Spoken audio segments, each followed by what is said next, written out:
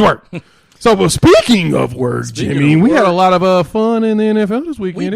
We did. We had probably one of the biggest games of the season, maybe the biggest game of the season when you consider who was a part of the game. You had the Dallas Cowboys, the resurgent Dallas Cowboys headed to Kansas City this past weekend, also resurgent somewhat in their own right for one of the biggest games of the season. And if you didn't see the game, the Kansas City Chiefs found a way to emerge victorious 19-9 in a bit of a low-scoring, more defensive-type game. A stinker? A stinker. You can call it that, too. It was not fun to watch. You had Dak, 28 of 43, 216 yards, 2 picks. And then you had Patrick Mahomes as well, 23 of 37, 260 yards, no touchdowns, a pick, and a fumble.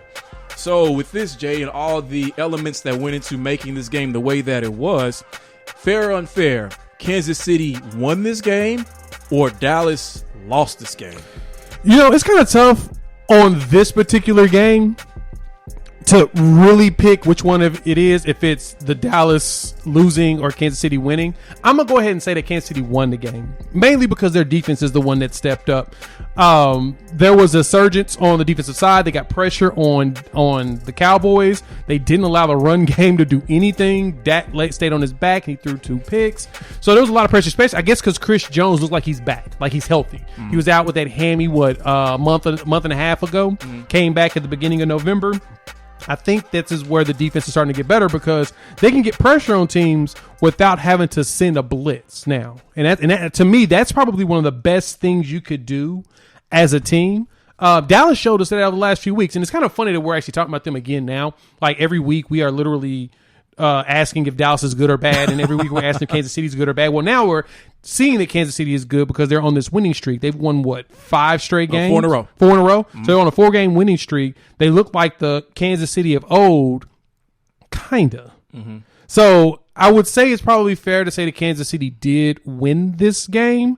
But at the same time, I don't know if we can really say much about either one of the teams. This game sucked. It was bad. It was a bad game. But Jimmy, the total in this game was what, 52? Let me see. 56. The over-under was set at 56 at kickoff. 56.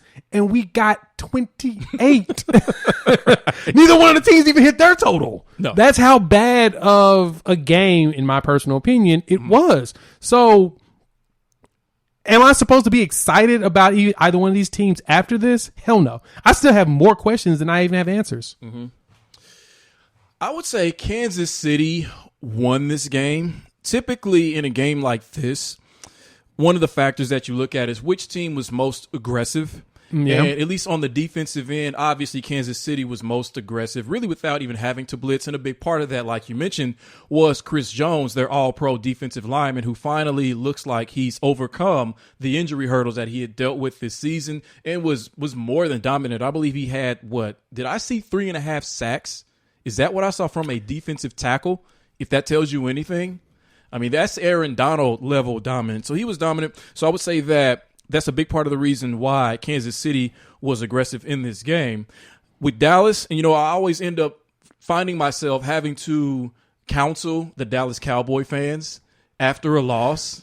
That seems to be your thing. This one was pretty tough, because I have sympathy and compassion for Cowboys fans, even as a 49ers fan, that most people don't have. So I will say this for Dallas fans. Don't hang your head necessarily because you were beaten by a good team. You had no Tyron Smith. You were on the road in one of the most hostile environments in the league. You had no Amari. You lose CeeDee Lamb right before halftime. Zeke gets nicked up and was pretty much, in my opinion, a non-factor in this game. So when you add all that up, you're probably not going to win this game. But I do differ with you on one thing. I think that this Kansas City Chiefs team, this 2021 Kansas City Chiefs team, has found a way to become not just a good team. I think this is a very good version of this team.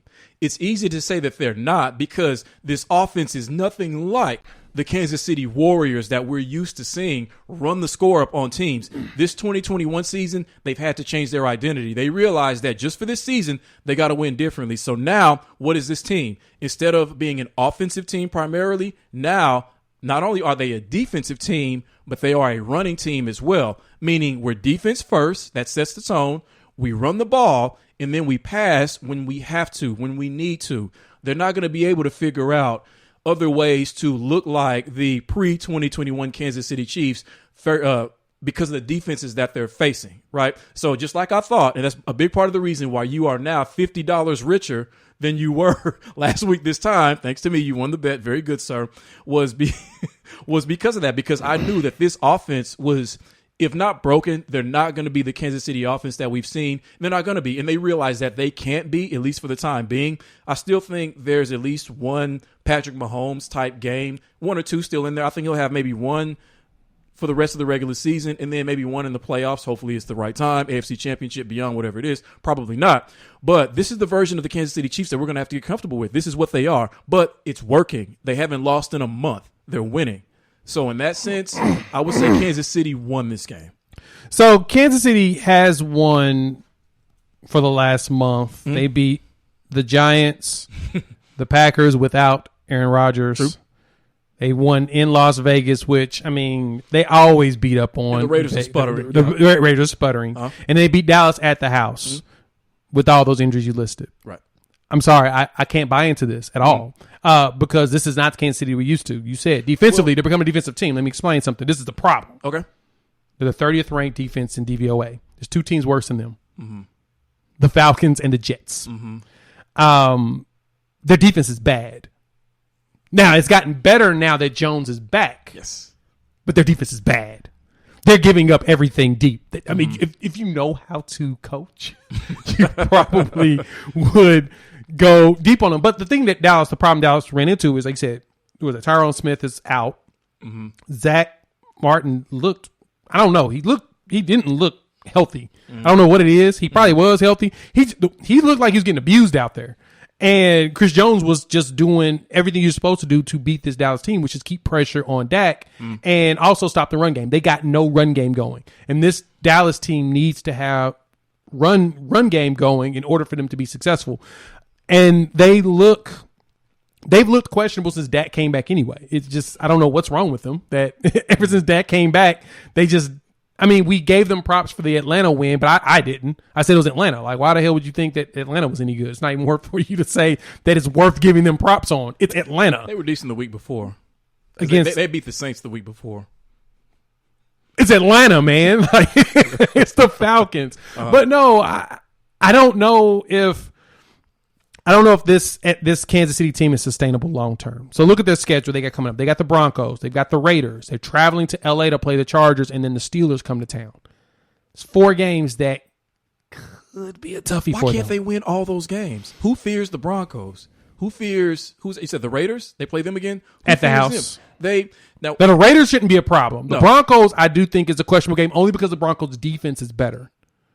Yeah. I think their defense is better than Kansas City's defense, and their defense has showed us what they can do when they beat Dallas. Mm-hmm. Now, Kansas City's offense can get back up and running. Mm-hmm.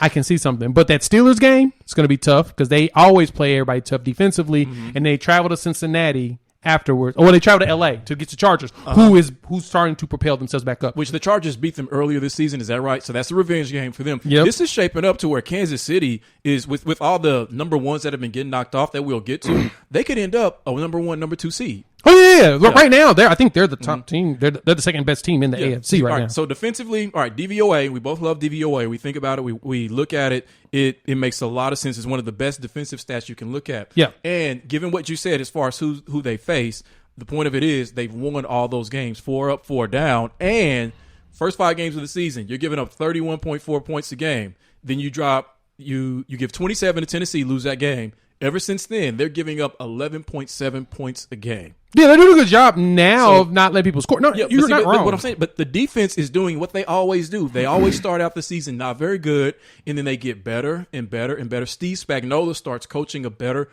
more aggressive game leading into the postseason. That's been a big part of their success. As they get healthier, I think the exact same thing is happening now. The only difference is they're going to rely on their defense more because this offense is still somewhat broken compared to what they used to be. So it's going to have to be defense and run the ball first before Mahomes throws. That's what I'm terrified about, is that offense still looks like it's broken. And that, to me, is their bread and butter. That's what gets them past teams in the playoffs. When you get to the playoffs, that's what's most important, is can your offense do its thing with the defense doing its job? Because the defense may do enough, but if the offense isn't helping the defense is going to be worn out. See, even though, there's some truth to that. I feel like in the playoffs, the way that the team is structured now, it's what sets them up for playoff success, because I think the majority of teams win by defense first, then running the ball, especially when you get into these outdoor stadiums. January, it's cold. You got to be able to run the ball. They can do that. So then, especially we get to see Clyde Edwards-Helaire back. Yeah, he's back. He's back this week, which was big. Yeah. You could tell he had a really good game. Right.